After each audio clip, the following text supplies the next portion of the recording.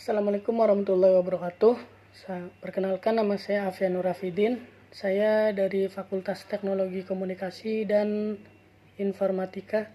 Di sini saya akan mempresentasikan tentang jawaban saya, yaitu jawaban dari UTS mata kuliah Pengembangan Sistem Informasi dengan dosen penguji Bapak Dr. Agung Triyayudi, Eskom, Mkom. Langsung saja ke soal yang pertama.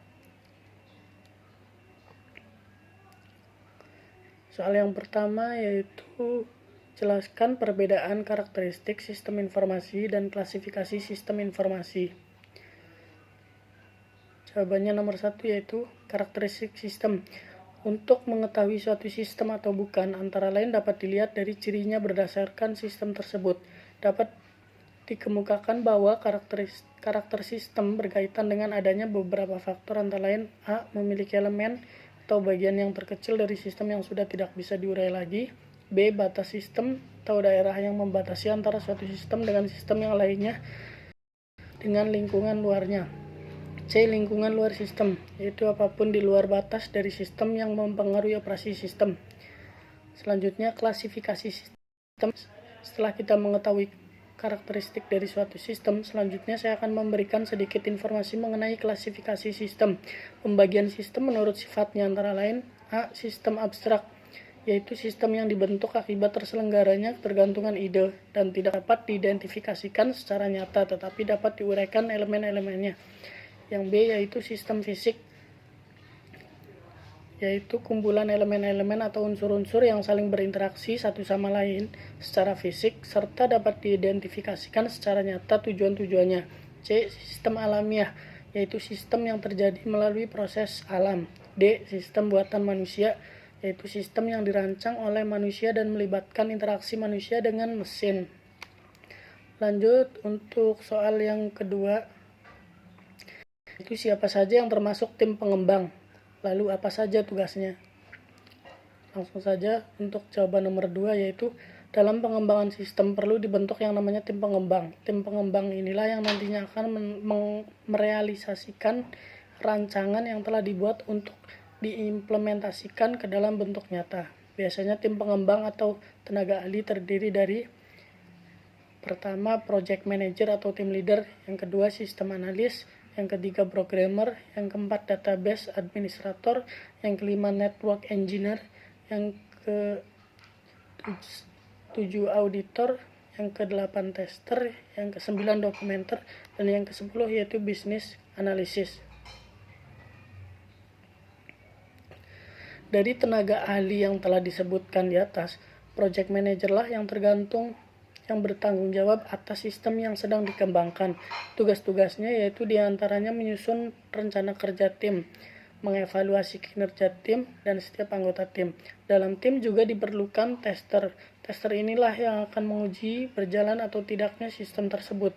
Karena yang namanya manusia pasti tidak pernah lepas dari kesalahan, termasuk programmer.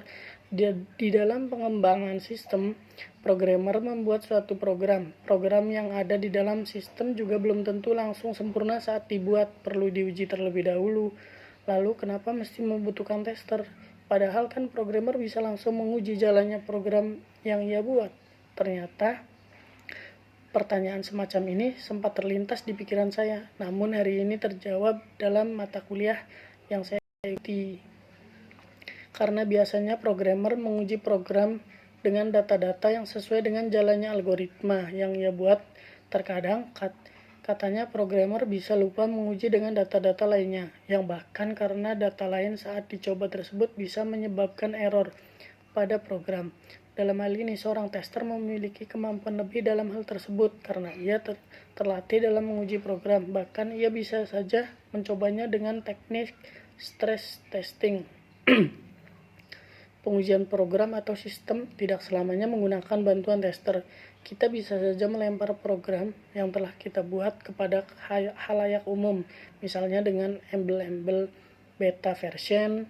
Dengan cara tersebut kita dapat berharap jika ada masalah atau error program. Lanjut untuk soal nomor 3, yaitu jelaskan tahapan-tahapan di dalam SDLC dan berikan contoh kasusnya. Jawaban untuk nomor 3 yaitu tahapan-tahapan dalam SDLC.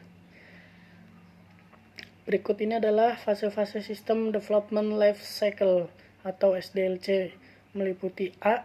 Perencanaan sistem atau System Planning, lebih menekankan pada aspek studi kelayakan pengembangan sistem.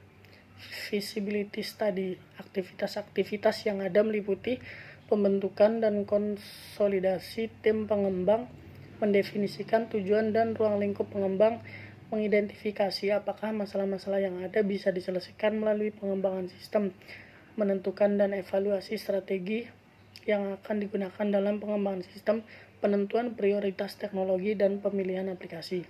B. Analisis sistem. Sistem analisis. Analisa sistem adalah tahap di mana dilakukan beberapa aktivitas berikut. Pertama, melakukan studi literatur untuk menemukan suatu kasus yang bisa ditangani oleh sistem. Kedua, brainstorming dalam tim pengembang mengenai kasus mana yang paling tepat dimodelkan dengan sistem. Yang ketiga, mengklasifikasikan masalah, peluang, dan solusi yang mungkin diterapkan untuk kasus tersebut. Yang keempat, analisa kebutuhan pada sistem dan membuat batasan sistem. Dan yang kelima yaitu mendefinisikan kebutuhan sistem. Selanjutnya yang C yaitu perancangan sistem, system design. Pada tahap ini, fitur dan operasi-operasi pada sistem dideskripsikan secara detail. Aktivitas-aktivitas yang dilakukan adalah menganalisa interaksi objek dan fungsi pada sistem, menganalisa data dan membuat skema database, lalu merancang user interface. Selanjutnya yang D yaitu implementasi sistem atau system implementation. Tahap berikutnya adalah implementasi, yaitu mengimplementasikan rancangan dari tahap-tahap sebelumnya dan melakukan uji coba dalam implementasi. Dilakukan aktivitas-aktivitas sebagai berikut. Pertama, pembuatan database sesuai skema rancangan. Kedua, pembuatan aplikasi berdasarkan desain sistem. Yang ketiga yaitu pengujian dan perbaikan aplikasi atau debugging. Selanjutnya yang E yaitu pemeliharaan sistem atau system maintenance. Dilakukan oleh admin yang ditunjuk untuk menjaga sistem tetap mampu beroperasi secara benar melalui kemampuan sistem dalam mengadaptasikan diri sesuai dengan kebutuhan. Lanjut untuk soal selanjutnya yaitu soal nomor 4, jelaskan perbedaan faktor kelayakan dan faktor strategik. Langsung saja saya jawab, faktor kelayakan. Pertama, teknikal, menunjukkan apakah sistem yang diusulkan dapat dikembangkan dan diterapkan dengan menggunakan teknologi yang ada atau jika membutuhkan teknologi baru. Yang kedua, ekonomik, menunjukkan apakah dana yang memadai tersedia untuk mendukung biaya dari sistem yang diusulkan. Yang ketiga, legal, menunjukkan apakah ada konflik antara sistem yang sedang dipertimbangkan dan kemampuan perusahaan untuk menunaikan kewajibannya.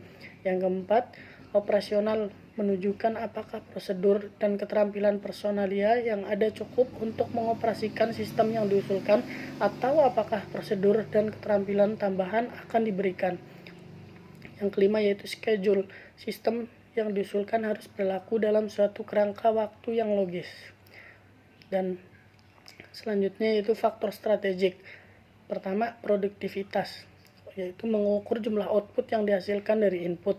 Tujuan untuk mengurangi atau menghapus biaya yang tidak menambah nilai. Diukur dengan rasio, misal total biaya tenaga kerja mingguan dibandingkan dengan jumlah unit yang dihasilkan selama seminggu atau jumlah bahan mentah yang masuk selama seminggu dibandingkan dengan jumlah barang jadi yang dihasilkan selama seminggu. Yang kedua, diferensiasi, yaitu mengukur beberapa baik suatu perusahaan dapat menawarkan produknya atau pelayanan yang secara nyata tidak serupa dengan jenis dan sifat dari produk dan pelayanan para pesaingnya.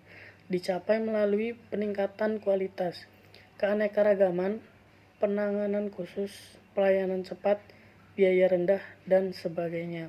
Manajemen, menunjukkan beberapa baik sistem informasi menyediakan informasi untuk membantu para manajer dalam perencanaan, pengendalian, dan pengambilan keputusan. Lanjut untuk soal nomor terakhir yaitu nomor 5, jelaskan tahapan analisis sistem. Tahapan analisis sistem, terdapat beberapa tahapan analisis sistem antara lain 1. Mengidentifikasi masalah. Identifikasi masalah merupakan langkah awal dari analisis sistem. Dalam tahap ini didefinisikan masalah yang harus dipecahkan dengan munculnya pertanyaan yang ingin dipecahkan. 2. Memahami kerja sistem yang ada. Langkah ini dilakukan dengan mempelajari secara rinci bagaimana sistem yang sudah ada berjalan. Untuk mempelajari operasi dari sistem ini diperlukan data yang dapat diperoleh dengan melakukan penelitian terhadap sistem. 3. Menganalisis sistem. Berdasarkan data yang sudah diperoleh, maka dilakukan analisa hasil penelitian yang sudah dilakukan untuk mendapatkan pemecahan masalah yang akan dipecahkan. Selanjutnya itu membuat laporan. Laporan perlu dibuat sebagai dokumentasi dari penelitian. Tujuan utamanya adalah sebagai bukti secara tertulis tentang hasil analisa yang sudah dilakukan.